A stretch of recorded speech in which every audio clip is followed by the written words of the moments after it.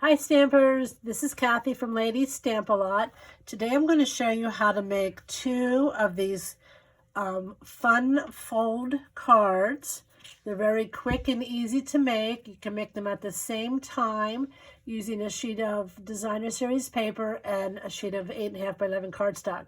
Now these cards were made using the Pattern Party paper, which is a host only pack of paper in the 2021 to 2022 annual catalog. And then I also made similar cards using Beauty of the Earth Designer Series paper from the same catalog. And then the stamp set that I used is called Biggest Wishes. And all these products are in the 2021 to 2022 catalog. So if you like what you see, I hope you'll like the video and subscribe to my YouTube channel. And if you're interested in purchasing any of the products, I hope you'll shop for my online store. Okay, so I'm going to start with a 12 by 12 sheet of paper. Now this one for today's card is from the hand-penned pack of designer series paper. And I would suggest using a pattern that doesn't have an obvious one-way design. But you could use it, but it's a little bit more flexible if it's can go any way. So you're going to just slide your paper into 4 inches and cut along the length of that.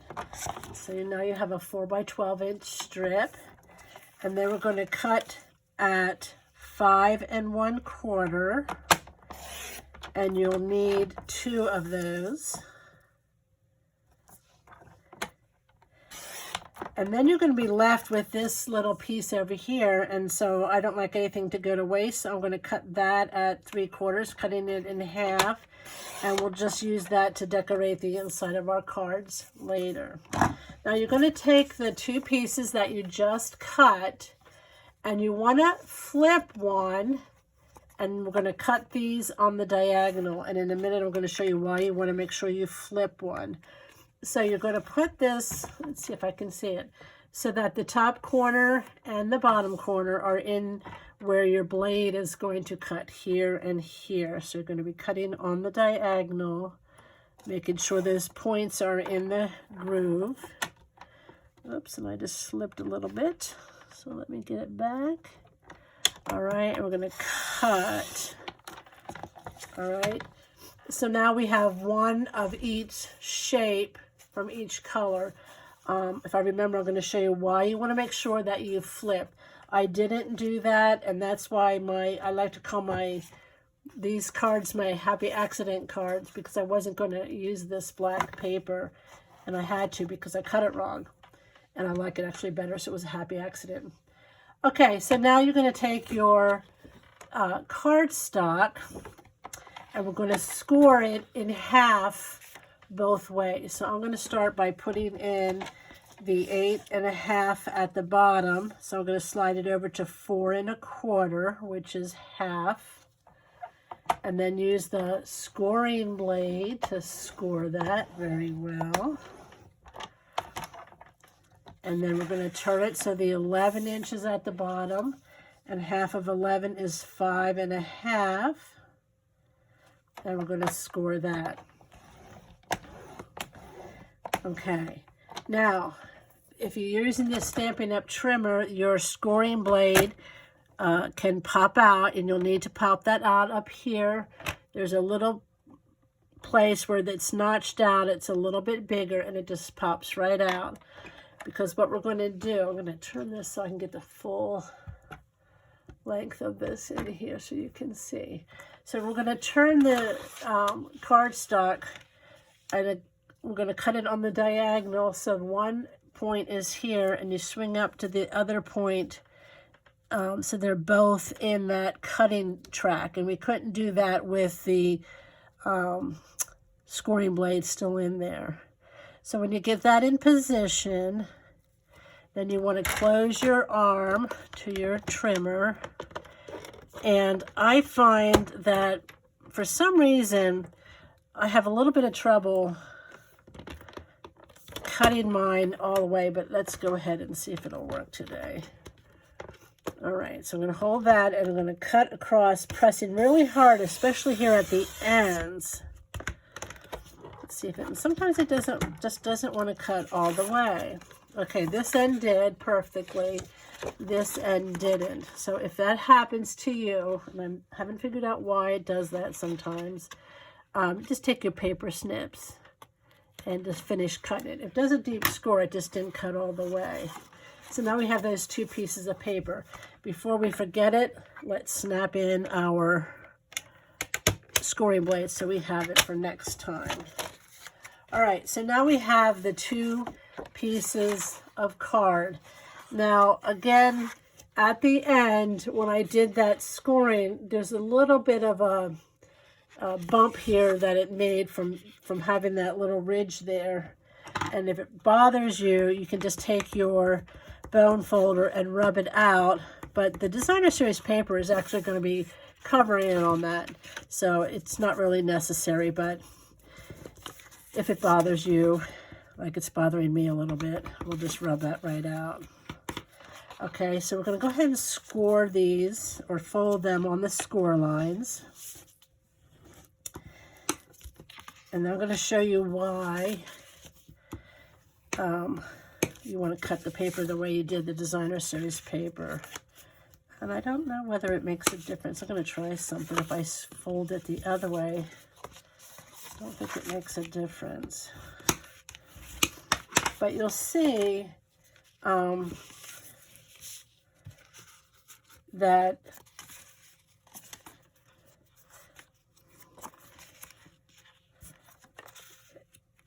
okay, let me see that.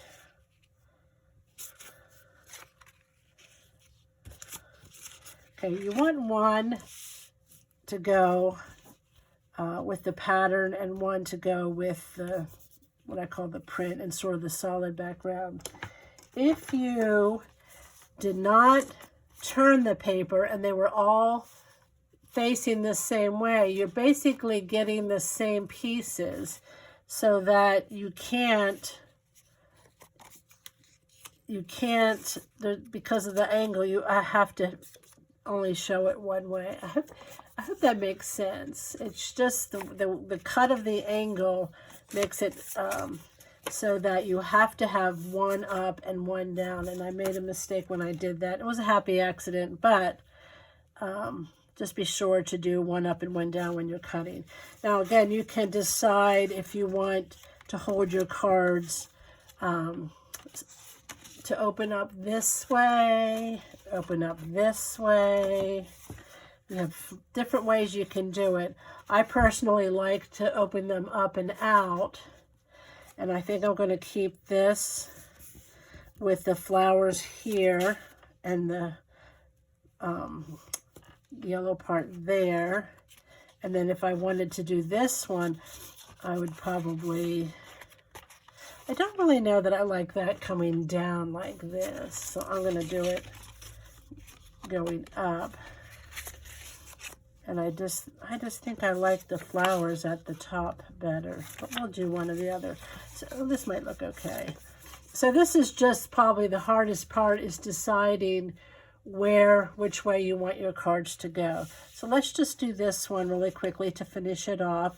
So I would suggest using the liquid multi-purpose glue when you're putting this paper down, because there's a very narrow border. If you're confident in using your tape runner or other adhesive that doesn't give you that wiggle room, that's fine. But I find that this, you can place it down and then slide it around to get that nice even border of cardstock showing below it. And you don't want to use too much glue because you don't want it oozing out. I taught preschool for a long time, and we used to always tell the kids, dot, dot, not a lot. It won't take much, and it'll stick, and then we don't want that oozing out. So again, this you can just slide into place so you get that nice even border. And I don't know if I did a nice burnish on that fold, so I will. Okay, and then on the inside, you can just take your basic white 4x5 1/4. And if you remember those pieces that we cut off, here's where you can add it in just to give it a little bit of a extra decoration on the inside. Why just throw those scraps away when it could add a little something to your card? All right, and then you can go ahead and glue that to the inside. If you're going to stamp on here, you always like to stamp first and then put it down later. But I find that I tend to mostly write handwritten notes inside, and I do that when I'm sending it to the person. But of course, you could send or write your stamped greeting in there. And then for the label, I just did that ahead of time. Again, I remember I used the Biggest Wish stamp set. This has a lot of great sentiments that you could use. And I'm making this the birthday card. And I did cut the circle out with the layering circle dies. And the plain circle is the number 7. So if you're starting with the smallest one being number 1, this is number 7. And the scallop is the largest, number 8. So it's a little bit bigger. It gives you that nice border. And we're going to attach it here. Now the thing to remember is because we want this to freely open, you can only put the adhesive on this side of the label. So I like to get it in place and kind of pinch my fingers here. And then I know I'm going to put my dimensionals over up here so that they don't get anywhere on that bottom half of the card that would get stuck. So I usually do a lot of dimensionals. This is one time I don't want to do too many because I don't want it to get stuck when it closes. Okay, so I'm just going to put this down like that. So over here are where my dimensionals are. And it freely opens like that. Isn't that awesome? And then, of course, you would do the same for the other card and do whatever greeting you want. And I hope you will give this a try. It works great with any of the Designer Series papers. And if you have any questions, just email me. And thanks for stopping by.